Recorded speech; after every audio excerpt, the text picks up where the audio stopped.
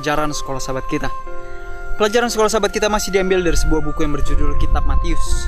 Sebuah kitab yang akan kembali mengajak kita untuk melihat bagaimana perjalanan kehidupan Kristus dari sudut pandang Matius, murid Kristus.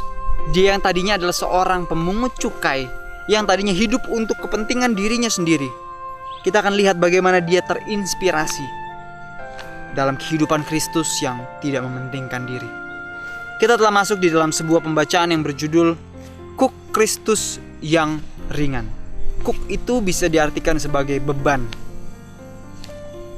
Kristus pernah mengatakan, barang siapa yang ingin menjadi muridku, ia harus menyangkal dirinya, memikul salib, dan mengikut aku.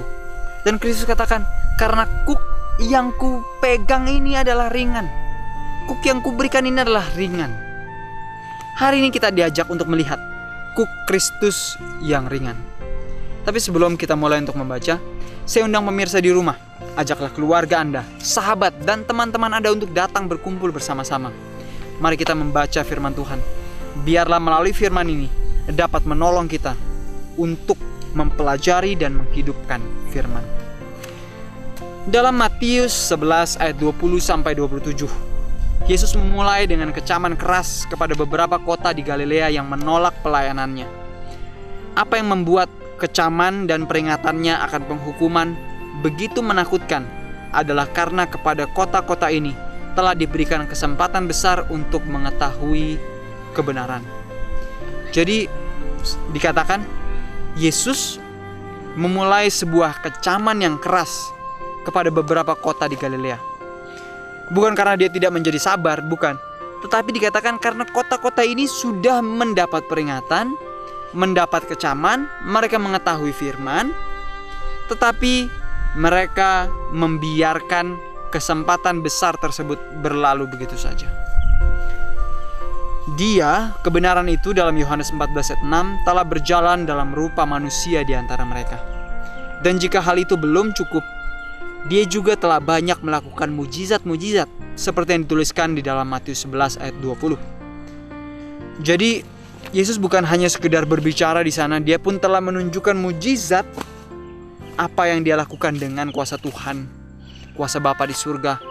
Mereka melihat, mereka mendengar kata-kata Yesus, mereka melihat mujizat yang terjadi di sana. Tapi mereka tetap mengeraskan hati mereka. Dan itu tidaklah cukup. Namun di sana mereka tetap menolak untuk bertobat. Bahkan dia katakan jika mujizat-mujizat yang telah dilakukannya di Kapernaum dibuat di Sodom, maka kota itu tentu masih berdiri sampai hari ini. Jadi dengan kata lain, Kapernaum lebih buruk dari Sodom. Anda bisa baca ini dalam Matius 11 ayat 23. Ini adalah kota-kota yang ada di daerah Israel, di mana orang-orang yang tinggal di dalamnya adalah orang-orang Yahudi yang sejak kecil tahu firman. Orang Yahudi sejak umur 12, anak mereka sudah harus hafal Talmud, atau kita bisa katakan kitab suci dari perjanjian lama. Mereka sudah harus hafalkan itu. Bayangkan, mereka ingat dan tahu apa isi firman Tuhan. Dan bukan hanya itu, mereka pun telah lihat mujizat yang Yesus lakukan. Tapi mereka menolak untuk percaya. Mereka menolak untuk bertobat. Yang paling menyedihkannya lagi dikatakan, kalau di Sodom ada mujizat seperti itu, mungkin kota itu masih tetap berdiri sampai sekarang. Di sini kita bisa melihat betapa jahatnya juga kota Kapernaum. Kota yang kelihatannya berada di lingkungan yang baik dan benar, lingkungan bangsa Israel yang mereka merasa diri mereka pasti akan diselamatkan. Namun mari kita lihat apa aplikasinya dalam hidup kita saat ini. Jangan sampai kita menjadi Kapernaum modern. Bayangkan, kota Kapernaum berada di lingkungan dari Israel, berada dekat dengan Kristus. Kristus pernah berjalan di jalan-jalannya. Kristus pernah menyembuhkan, melakukan mujizat kepada orang-orang yang sakit di sana. Mereka lihat dengan mata mereka, mereka mendengar apa yang Yesus kabarkan. Tapi mereka menolak untuk bertobat. Bagaimana dengan kita? Apakah di dalam kehidupan kita pun mungkin melakukan hal yang sama? Kita mendengar firman, kita tahu dengan jelas apa yang Tuhan maksudkan, yang Tuhan pesankan agar kita lakukan. Tapi kita tidak lakukan itu. Kita tahu, oh Tuhan ingin agar saya begini, melakukan ini. Tapi kita tidak mau melakukannya. Kita sama seperti yang terjadi kepada Kapernaum. Sebuah kota yang tahu firman Tuhan, lihat mujizat Tuhan. Mungkin dalam hidup kita sering lihat mujizat Tuhan setiap hari. Setiap kali kita pergi ke gereja, mendengar kesaksian dari pendeta, dari para pelayan Tuhan, kesaksian itu dibawakan dalam hidup kita sehingga seolah-olah kita melihat mujizat Tuhan itu nyata. Tapi di saat Tuhan minta kita untuk melakukannya, maukah kita berdiri dan mengatakan, ya Tuhan, saya siap? Atau kita mulai cari-cari alasan, cari-cari kesempatan agar kita terlepas dan tidak perlu melakukan kehendak Tuhan? Segera sesudah itu, dalam ayat 25-27, Yesus mulai berdoa kepada Bapa, bersyukur kepadanya, dan kemudian berbicara mengenai hubungan erat antara keduanya. Ia juga mengakui semua yang telah diberikan kepadanya oleh Bapa, dalam arti yang menunjukkan dengan lebih jelas mengapa penolakan kota-kota itu baginya adalah sangat tragis. Dan kota-kota umat Tuhan itu menolak Yesus. Bahkan di saat Bapa telah menyerahkan segala sesuatunya kepada Kristus, mereka menolak Dia. Tentu bagi Yesus, penolakan itu adalah sesuatu yang menyedihkan. Sesuatu yang telah diberikan kepadanya, sesuatu yang secara khusus Dia datang, manusia yang secara khusus Dia rela untuk serahkan, berikan nyawanya, menolak Dia. Sahabatku, pikirkan baik-baik. Kita pun adalah kota Kapernaum, sebuah kota yang bisa kita katakan dekat dengan Kristus. Kristus sering berjalan di sekitar kita. Kita sering masuk ke dalam rumah Tuhan. Kita mungkin sering mengundang Tuhan berjalan masuk ke dalam rumah tangga dan kehidupan kita.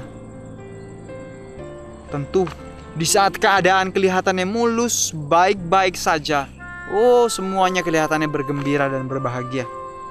Itu yang dikatakan oleh iblis kepada Tuhan mengenai Ayub. Oh ya iyalah, Ayub ini menyembah kamu, toh kamu berkati dia kok. Lalu apa yang dikatakan iblis? Iblis katakan, lihat, berikan saya kesempatan untuk menguji dia. Coba kamu ambil Tuhan, kamu ambil harta yang kau berikan itu. Coba kamu lakukan ini dan itu, biarkan saya melakukan ini dan itu, biarkan saya menyentuh dia. Tapi Tuhan katakan, engkau boleh cobai dia, tapi jangan ambil nyawanya. Kita lihat apa yang terjadi. Hartanya habis, keluarganya meninggalkan dia, anak-anaknya yang dia kasihi mati. Kita lihat itu. Tapi pertanyaannya adalah, apakah di tengah itu Ayub menyangkal Tuhan? Pikirkan kalau kita berada di posisi Ayub. Pikirkan kalau mungkin dalam keadaan senang, oh ya gak apa-apa, Kristus kita undang masuk, kita berdoa, bersyukur bersama-sama.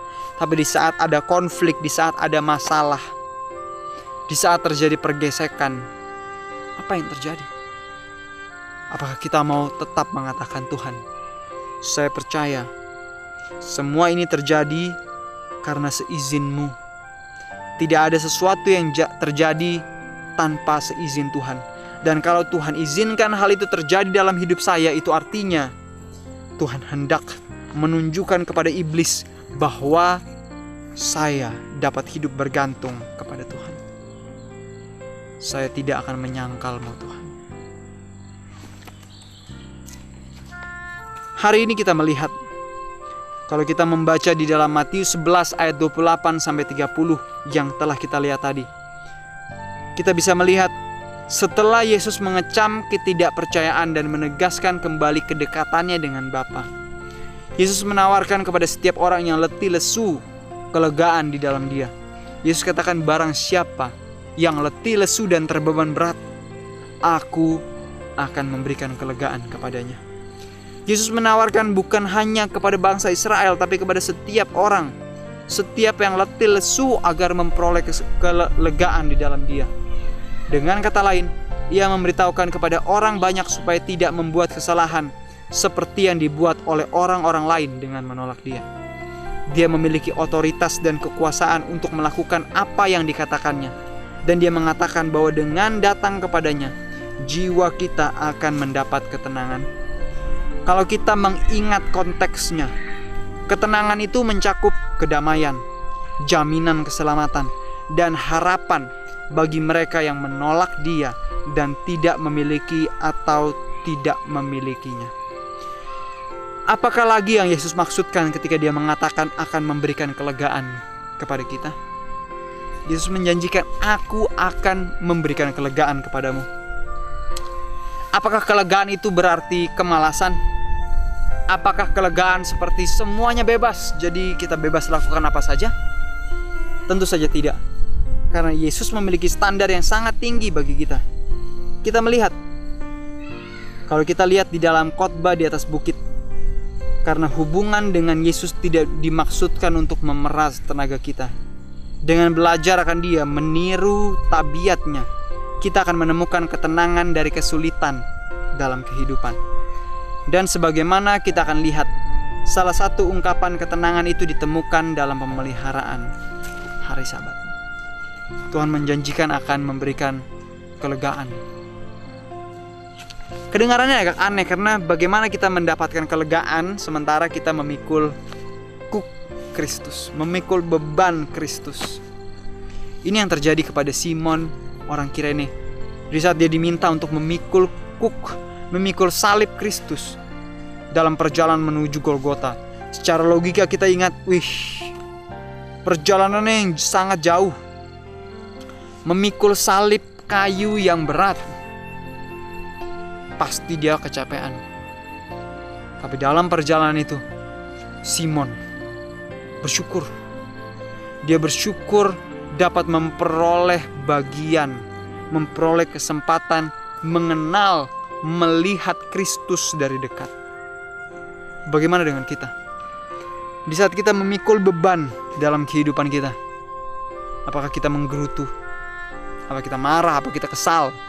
Atau kita bersyukur karena kita memperoleh kesempatan untuk mengenal Kristus dari dekat di saat masalah itu datang. Berikutnya kita akan kembali melihat, inilah kuk Kristus yang ringan, yang diajak kita untuk pikul. Maukah kita memikulnya? Sahabatku yang ada di rumah, di saat kita memikul kuk bersama dengan Kristus, kita akan memperoleh kelegaan, memperoleh kebahagiaan berjalan bersama dengan Tuhan. Ceritakan kepada keluarga Anda, ada sebuah kuk yang Tuhan rindu untuk kita pikul. Biarlah kita melakukannya dengan setia. Sampai bertemu lagi. Tuhan memberkati dan maranatha.